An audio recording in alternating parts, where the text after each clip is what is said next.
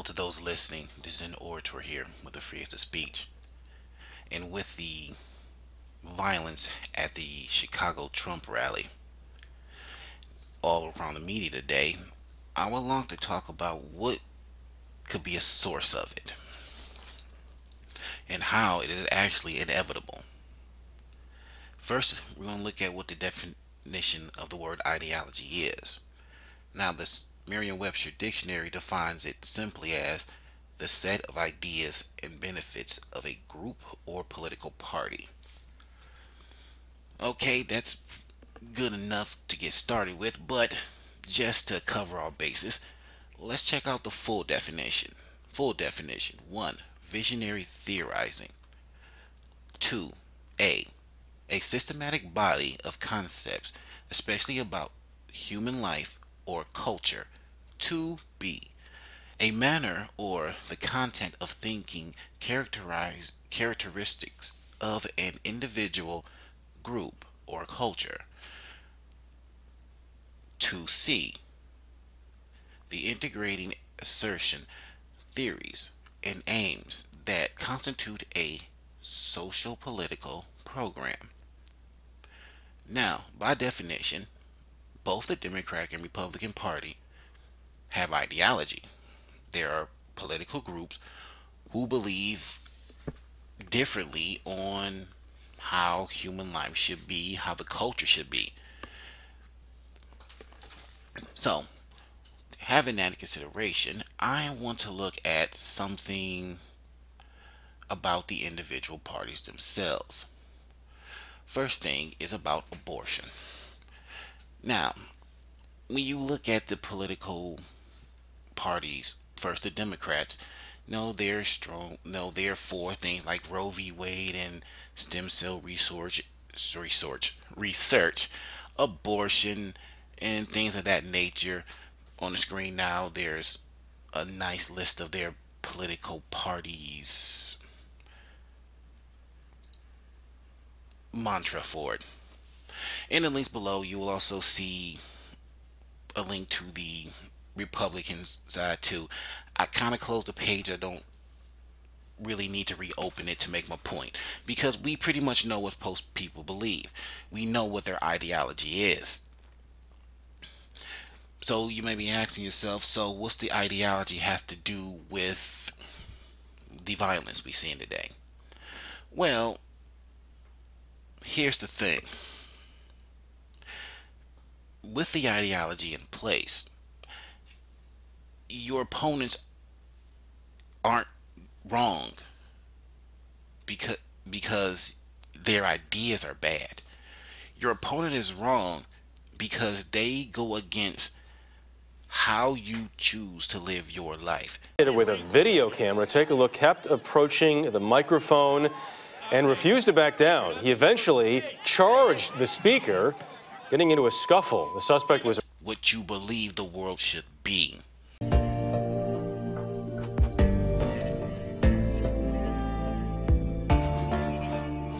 It's just a shame. As far as we've come. When you challenge a person's life choices, they're going to get mad. And if you keep challenging their life choices, they're going to get violent.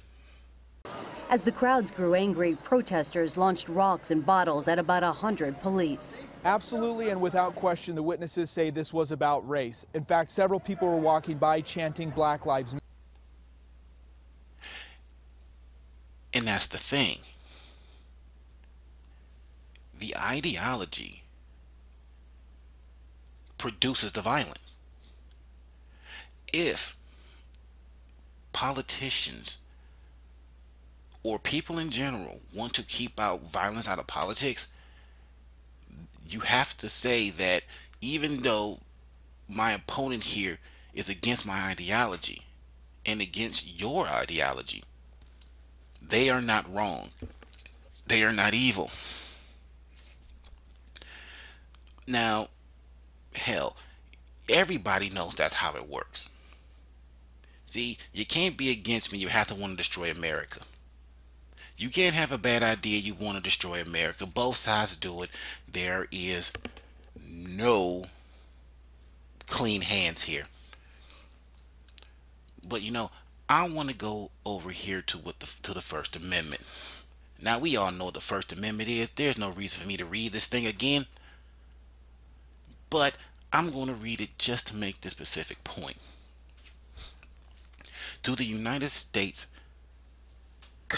Constitution prohibits the making of any law respecting an established religion, impeding the free expression of religion, abridging the freedom of speech, infringing on the freedom of the press, interfering with the right to peaceable assembly, or prohibiting the something. I'll stop. I'm just stopping here because you do have people who say things like this. I'm going to say whatever I want. You can't say whatever you want. It has real life consequences for people in this country and all over the world. And here's the problem with this. The only way you can say something like this is you have to be against the First Amendment.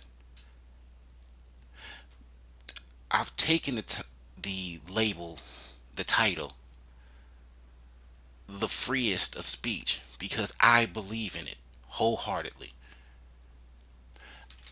I've said this before, I'll say it again, and I'll say it in the future. Even if you're saying something that I don't like, I will stand right beside you and defend your right to say it. If you say something that is mean, that's the other person's problem. You see, the only thing that truly matters is our actions, not what our feelings are. The First Amendment doesn't say that the U.S. will not make any law that hurts your feelings. It says it will allow you to say whatever you like. Other people have been coming out. Have you seen Rubio before? And he, if you say check the link below, you can watch the whole thing. But he goes into saying things like you can't say whatever you want. His statement just now was against free speech, the First Amendment. And therein lies the problem. And this is why the violence is inevitable. Because as people exercise their free speech, you're going to get two sides. And as politicians use their ideology to say that you are right, they are wrong, what do you expect to happen? Two people can't be right about a subject that is different. I talked about abortion a second ago, and I'm going to go to the Republican side of it. Now, the Republican side of it is pretty much anti-abortion. They're pro-abstinence. They say you have some people who take the level of abortion shouldn't be legal at all, not even in the case of rape and incest, which is contrary to some Republicans saying, something is the life of the mother. If there's a rape or incest, then maybe the abortion should be okay. But it goes in direct opposition to the Democratic Party, who says that, hey, abortion should be rare and unnecessary. In other words, abortion isn't a form of birth control. It should be there if it's needed, and if it's not, leave it alone. And you also have the extremes on their side. Just like on the Republican side, you have rape and incest, doesn't matter. Fuck you, have the baby. On the opposite side, you have ultimate choice, where even if you're like 2 seconds going into labor, you want to have an abortion, boom, kill it right then. No. People, that this is what ideology does.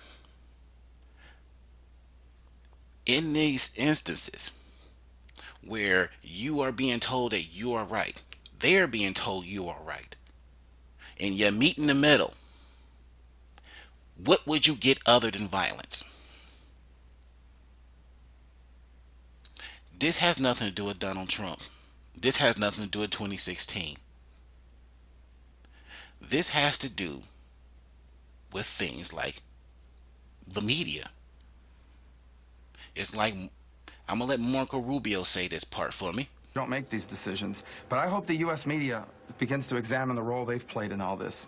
Because I can tell you that for months I've been giving speeches on public policy and nobody paid a lot of attention. And the minute that I mentioned anything personal about Donald Trump, every network cut in live to my speeches hoping I would say more of it. So then...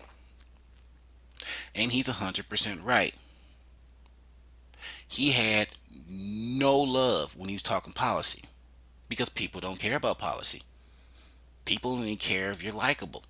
The media only cares if you say something that they can actually market to get ratings.